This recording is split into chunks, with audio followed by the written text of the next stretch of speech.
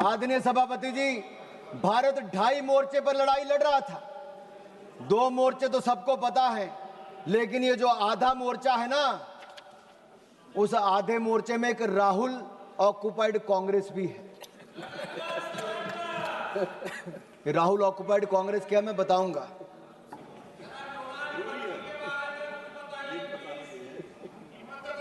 आप पिछले 2.5 महीनों में सोशल मीडिया में देखिए, बड़े संयोजित तरीके से राहुल ऑक्युपाइड कांग्रेस ने भारतीय सेना, भारत के प्रधानमंत्री के खिलाफ घृणा से भरे अपमानजनक कार्टून बनाए।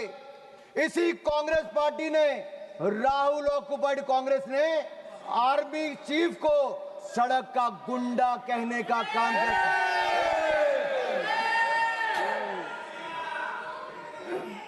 अभी भी हंसते हैं। अरे राहुल गांधी जी को सदन में खड़े होकर शर्म से माफी मांगनी चाहिए, पूरे देश से, भारतीय सेना से माफी मांगनी चाहिए। आप आर्मी चीफ को सड़क का गुंडा कहते हो और बाटला हाउस कांड में शहीद होने वाले इंस्पेक्टर मोहनचंद शर्मा को आप श्रद्धांजलि तक नहीं दे पाए, लेकिन आपकी पूर्व राष्ट्रीय अध्यक्ष आतंकवादियों के मरने पे आंसू बहाने वहां चली गई थी। यह कांग्रेस है जो भारतीय सेना के साथ नहीं, उसके खिलाफ हथियार उठाने वाले आतंकवादियों के लिए आंसू बहाती है। देश ने आपका असली चेहरा देखा है।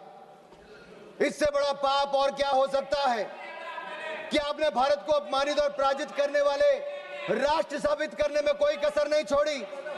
आपने देश की जनता का मनोबल तोड़ने का कार्य किया, कोई कोर कसर आपने बाकी नहीं छोड़ी। और सुनिए मणिकम टैगोर जी, इतिहास नरेंद्र मोदी जी को उनके धैर्य और धीरता के लिए याद रखेगा, और राहुल ऑक्युपाइड कांग्रेस को उनके धोखे और धूर्तता के लिए धिक्कारेगा, धोखे और धूर्तता के लिए धिक्कारेगा। और मैं आपको बताऊं, जिस नेता की आप अपने की बात करते हैं, 2 बार देश की जनता ने लीडर ऑफ ऑपोजिशन बनने के लायक भी नहीं दिया। एक बार तो अमेठी की जनता ने हरा दिया, और अगर रो धोकर लीडर ऑफ ऑपोजिशन बन भी गए तो मैं कहना चाहता हूं, अब वो एलओपी से एलओबी बन गए हैं।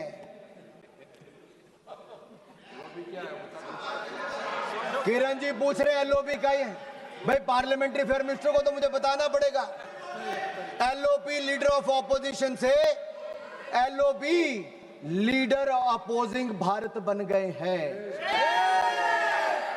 उनके एजेंडे पे केवल भारत का विरोध है, भारतीय सेना का विरोध है, और भारत के प्रधानमंत्री का विरोध करना ही लिखा है। इसलिए आज से उनको एलओबी कहना शुरू करना पड़ेगा। और मैं एक बात जरूर कहूं, पता नहीं वो कांग्रेस के पोस्टर बॉय बन पाए ना बन पाए, लेकिन पाकिस्तान के प्रोपेगेंडा के पोस्टर बॉय राहुल गांधी बन गए हैं।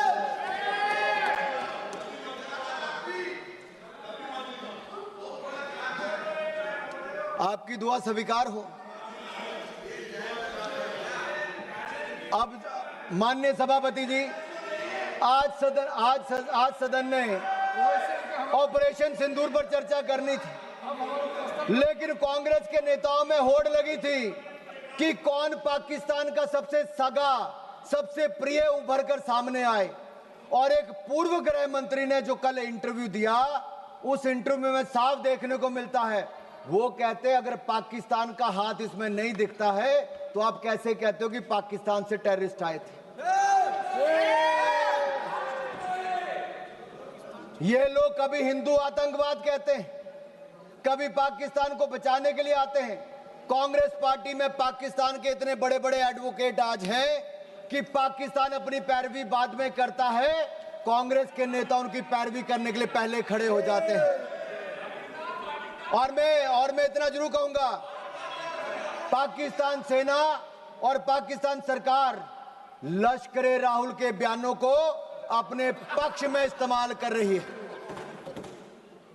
पाकिस्तान सेना और पाकिस्तान सरकार लश्कर राहुल के बयानों को अपने पक्ष में इस्तेमाल कर रही है।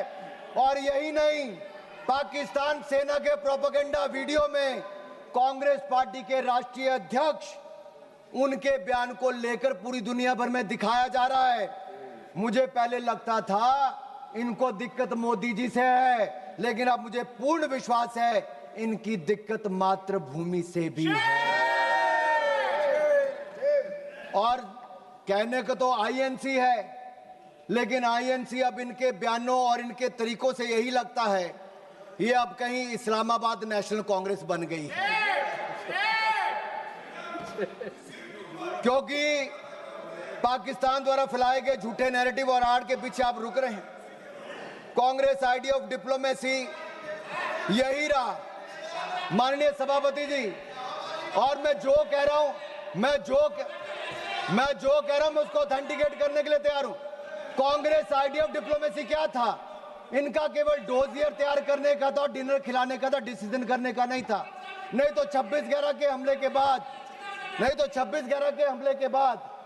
ये लोग 26/11 हमले के बाद ये शायद कुछ कार्रवाई करते, उन्होंने कुछ नहीं किया। ये पाकिस्तान को उनकी भाषा में जवाब देते, लेकिन नहीं दिया। राहुल गांधी जी क्या करते रहे? मैं आपसे पूछना चाहता हूं, मैं पूछता हूं आपसे, पूरे ऑपरेशन सिंदूर में श्रीमान राहुल गांधी जी का सबसे ज्यादा रुचि ये जानने में थी कि भारत के कितने विमान मार गिराए।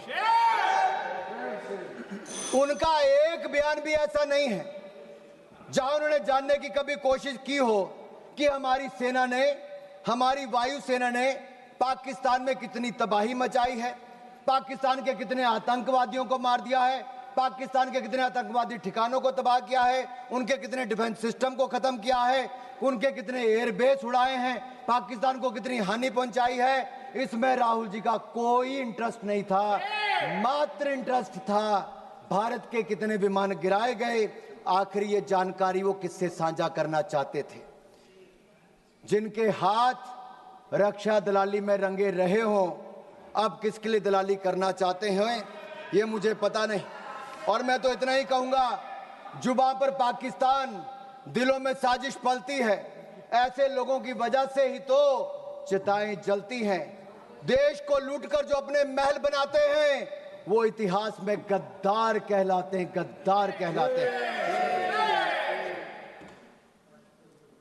ऑपरेशन सिंदूर पे मैं कहूंगा हमारी सेना ने तो किया, वो दुनिया ने देखा, लेकिन उसके ठीक बाद प्रधानमंत्री मोदी जी आदमपुर एयरबेस पर गए और अपनी सेना का मनोबल बढ़ाने का काम भी किया। तो नरेंद्र मोदी जी ने किया। फेक प्रोपेगेंडा चलाया जा रहा था कि आदमपुर एयरबेस खत्म कर दिया। अगर खत्म हो गया तो प्रधानमंत्री कैसे उतरते? S-400 पीछे खड़ी दिखती थी, आपकी आंखों में, आपके चश्मे नहीं दिख रही होगी, दुनिया ने देखा है।